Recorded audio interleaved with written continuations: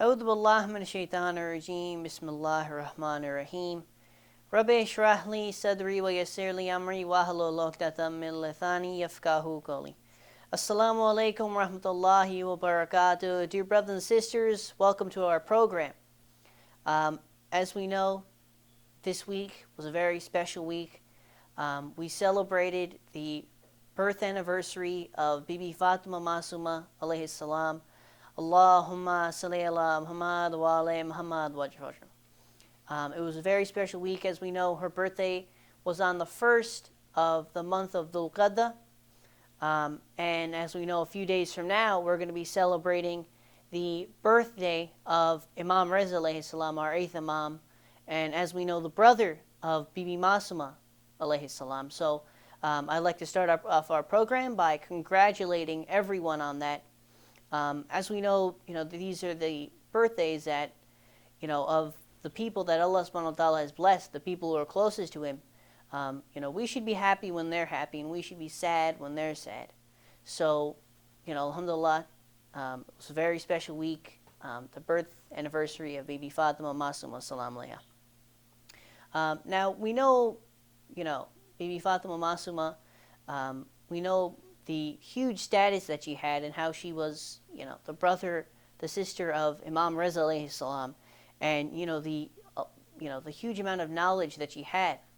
And although she didn't live a very long life, I think she died at the age of like 28 years old, but she was able to do so much with her time that, she has the title of Masuma, which is a huge title, and as we know, she's buried in the holy city of Qom, which is now, a huge place where scholars come and they study in the holy city of Qom.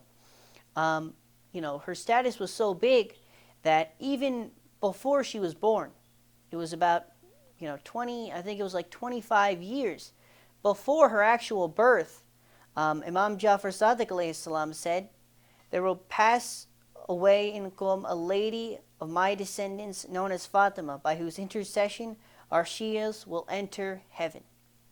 Now, this was the thing, like I mentioned, it was about 25 years before her actual birth that they knew of, the huge status that Bibi Masuma alayhi salam had, and how, she will be the one to grant the intercession of our Shias to heaven.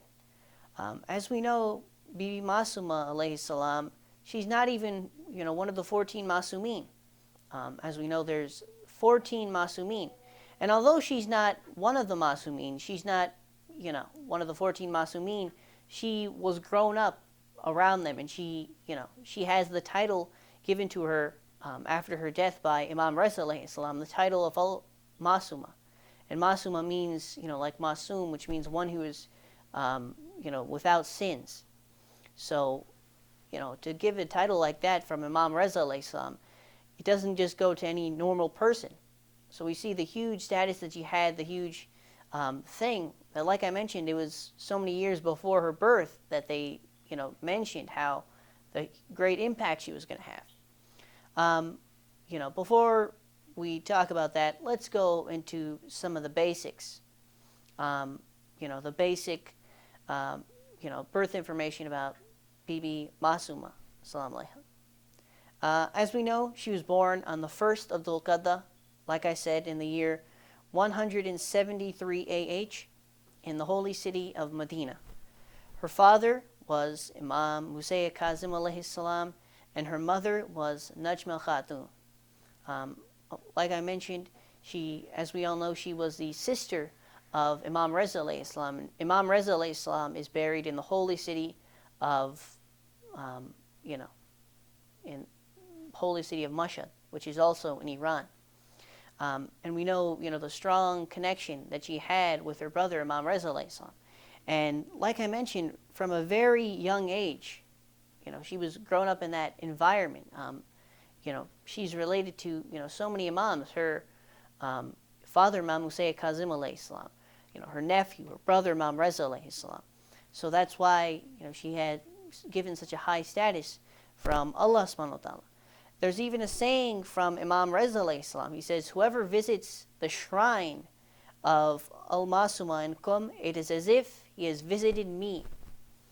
You know, visiting, like I said, is Mashhad, about a few hours away. So Imam Reza alayhi salam is saying that if someone visits the shrine of Bibi Masuma, it is as if they had visited me. So we see the huge connection that they had. That Imam Reza alayhi salam is saying this, that the huge the status that she had, that she's not Masum, but she had the same impact. There's also a story about a famous scholar, and he always wanted to see, he had this wish that he wanted to do the ziyarat of Bibi Fatima salam alaiha. As we know, we don't know where Bibi Fatima salam alaiha is buried. She has the same thing as, we don't know where he's buried. We want to find, where she's buried just as much as, people today, they want to find the grave of, Alexander the Great. It's one of the huge graves that hasn't been uncovered here, one of the tombs. And so it's like that. To the Muslims, we feel that way about Bibi Fatima salam alaiha. And as we know that when she passed away, she was very upset when she passed away. So she asked Imam Ali alayhi salam to bury her in secret. So that's why, of course it was her wish that she didn't want anyone to know where she is. So that's why, we're not able to, visit her grave. So there was this mujtahid, like I mentioned. So he had that wish. So he made a prayer that for 40 days he was going to read, du'as for 40 days.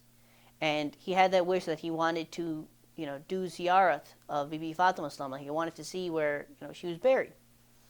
And it is the saying that for 40 days, if I make a prayer for 40 days, most of the time it comes true. You hear so many, miracles, so many stories about people who, did something for 40 days. It's also about 40 days that if I do, a good habit for 40 days, for example, if I read Namaz al-Shab for 40 days, it'll become a habit. So that's how we're able to keep these habits for 40 days. So there's many special things about 40 days. So this man did it for 40 days. And on the 40th day, he had a dream. And in the dream, one of the Masumin came in his dream, and he said, if you want to see where the grave, you want to, do ziyarat of Bibi Fatima salam alaiha, go to the grave of Bibi Masuma alayhi salam. SubhanAllah. We see, that she, if you want to visit her, you visit Bibi Masuma alayhi salam. So, after this, the Ayatollah, he went and he visited her grave and he did the ziyarat over there. So this is, we see that the status that she had, that, not only, like I mentioned, it was prophesied before she was born. And, Imam Reza alayhi salam says, if you visit her, it's like you visited me. And also, Bibi Fatima salam alaiha. It's also said that, she could be buried in Jannat al-Baqi, but if you want to visit her, visit Bibi Masuma alayhi salam. You'll get the same reward. There's also saying from Imam Jafar Sadiq alayhi salam. He has said that, if you want to visit Imam Jafar Sadiq alayhi salam, he has said, Makkah is the sanctuary of Allah subhanahu wa ta'ala. Medina is the sanctuary of Prophet Muhammad sallallahu alaihi wasallam. Kufa is the sanctuary of Imam Ali alayhi salam. And Qum is the sanctuary of, whoever visits her, the sanctuary of the believers. So it said that whoever visits her, shrine will be granted paradise. It was also, Imam Jafar Sadiq alayhi salam, he had a saying that whoever does the ziyarat of Bibi Masuma alayhi salam, if they do her ziyarat, they will be granted paradise. Now, what does do her ziyarat mean? It doesn't just mean, I just read off of a book. I go, say you're in the haram, or I just read the book, and it's like that. You have to read the ziyarat, and in reading it, you understand, you acknowledge, you understand the position that she had, and you have to understand her status. You have to understand her position, And if you do this, that's, you'll be granted paradise. So, how holy her shrine is, how holy her haram is. And, even the city of Qom, like I mentioned, is a huge place, for scholars. It's a huge city. People from around the world, different ethnicities, different colors, black, white, orange, purple, everyone goes there to study and, learn more about Islam. Um, you know, we know about her vast knowledge, that she was only, her father, Imam Hussein Kazim alayhi salam, he died when she was the age of 10 years old. So for a period of about 10 years, she was able to gain so much knowledge that, the amount of knowledge that she had, in only 10 years, she was able to gain this much knowledge from her. And, obviously we know people, 130 years, they probably don't know half as much. I mean, of course they don't know half as much. That's why, Bibi Masuma and the Ahlul Bayt, these people are the examples. Someone could live 70 years and you won't know a fraction of what she knew. So that's why, we look to these certain individuals, we look to them as the example, because Allah subhanahu wa ta'ala has sent them as an example. There's a story, that kind of sums up, it talks about, the knowledge that she had. And the story was that one day there was, a group of Shias who had came to see Imam Hussein Kazim alayhi salam, and they had some questions to ask him. So they went to his house to ask him the questions, and they found out that he was out of town. So he wasn't able to ask the questions. So, his daughter, Bibi Masuma alayhi salam, was there. So she said, okay, give me the questions. So they gave her the questions. And she was able to answer all of them. And, she didn't just answer it like, yes, no. It wasn't yes or no. It wasn't like, what's 1 plus 1? It's 2. It wasn't like that. She answered in such, detailed answers. She answered, such, in such a way that, she was like at the age of like 8 years old. She was, like I mentioned, that some people don't know, you don't know half as much. You don't know a fraction of that. And, the people were obviously stunned. They were, how such a young girl, the daughter of Imam Hussein Kazim alayhi salam, she was able to answer these questions. So they went back, and on their way, when they were leaving the town, they saw Imam Hussein Kazim alayhi salam. And they told him what had happened and how his daughter had answered the questions. And Imam Hussein Kazim alayhi salam was very happy, and he said, may her father be sacrificed for her, repeating it 3 times. And, this isn't just a regular person. This isn't just, your neighbor. This is Imam Hussein Kazim alayhi salam, one of the people Allah subhanahu wa ta'ala has put on this earth as an example for, the millions of years that this, earth has been around. Imam Hussein Kazim alayhi salam and, the Masumeen, the prophets, these are the people Allah subhanahu wa ta'ala has sent as the examples for mankind. These are the people He says, follow these people. If you want to be on the straight, right path, follow these people. Follow the examples they left.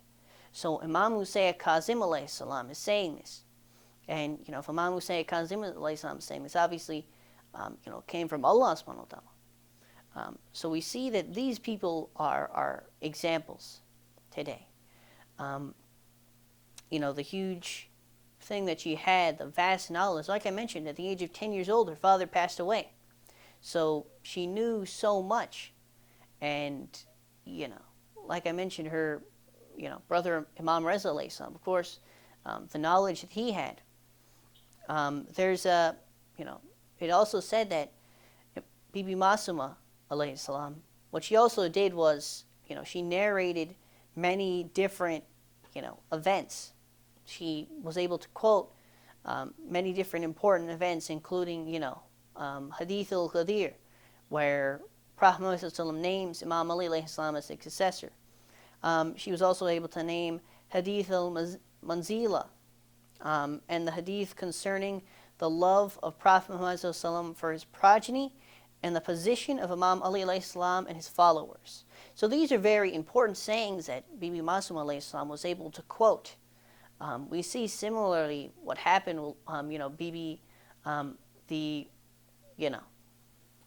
the other example, the event of Qissa, Hadith Qissa, where Bibi Fatima Salam is able to quote what Allah subhanahu wa ta'ala is saying, during the event of Hadith Qissa. So we see, the power that Bibi Masuma alayhi salam had, that she was able to quote these, such important events, the Hadith of Al-Ghadir, when Prophet Muhammad names Imam Ali alayhi salam as successor, that's an important event.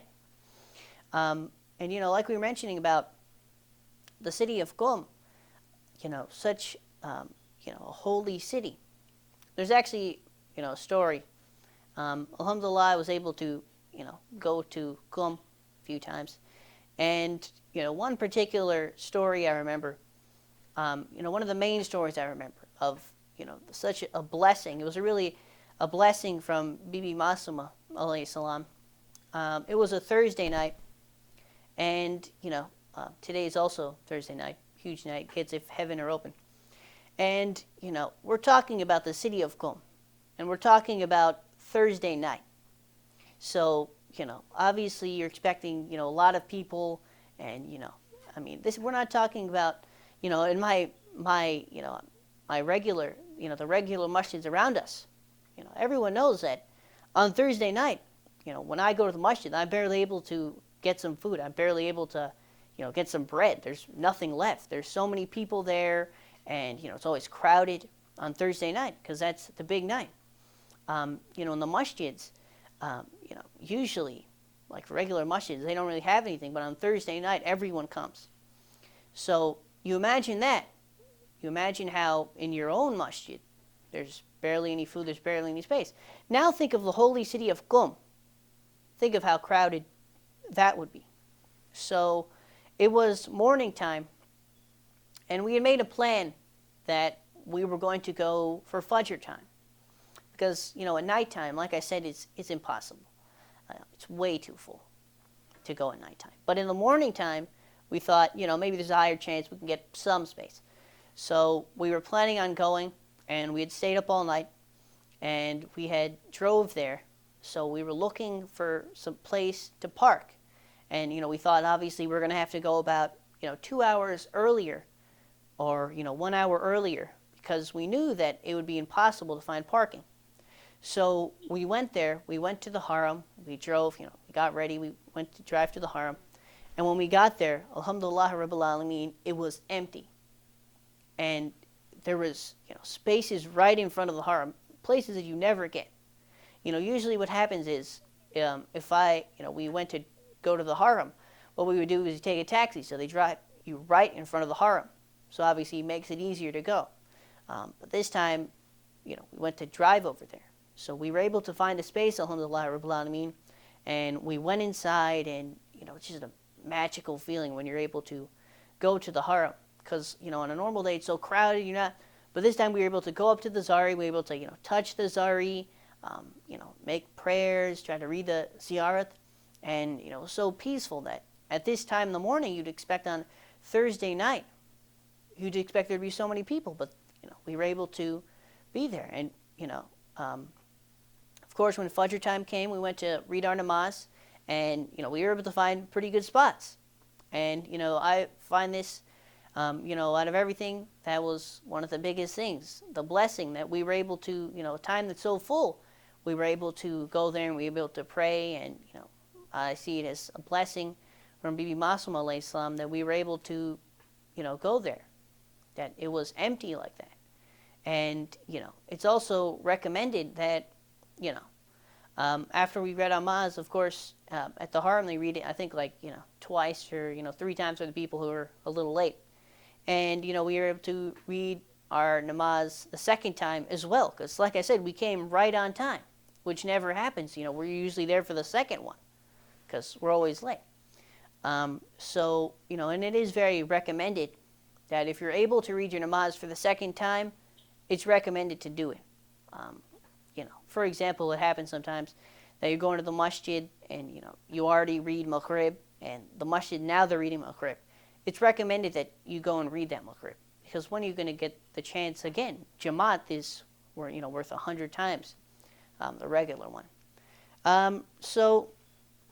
Yes, that was, in today's program we talked a few things about Bibi Masuma alayhi salam. We talked about, we gave some facts about her. We talked about, her mass knowledge. We talked about, her status, that although she wasn't one of the Masumeen, she had, huge impact. She had a huge, status. She had a huge position in the eyes of Allah subhanahu wa ta'ala. And that's what really matters. The people that Allah subhanahu wa ta'ala are, what we call role models, what we call, the people we look up to. Those people should be the people that Allah subhanahu wa ta'ala put on us as examples, the people that He put down. There's so many people today who, you think, oh, those people are so, this and that. But we should be asking ourselves the question that, what does Allah subhanahu wa ta'ala think? And, people like Bibi Masum alayhi salam, Bibi Fatima salam alayha, these are the people that we should be looking up to, the people that Allah subhanahu wa ta'ala has put down as an example. So inshallah, that's all the time we have left for today. Thank you for everyone who watched our program. Now I'm going to do Allahumma kulli waliyika for the safety and protection of our 12th Imam. And inshallah, the quick reappearance of our 12th Imam. Inshallah, our 12th Imam comes soon. Bismillahirrahmanirrahim. Allahumma kulli waliyika al-Hujjat ibn al-Hassan. صلواتك عليه وعلى آبائه في هذه الساعة وفي كل ساعة وليا وحافظا وقائدا وناصرا وذليلا وعينا حتى تسكنه أرضك طوى وتمتعه فيها طويلا برحمتك يا أرحم الراحمين. Allahumma salli ala Muhammad wa ali Muhammad wa jafar. Assalamu alaikum wa rahmatullahi wa barakatuh. Khuda Hafiz.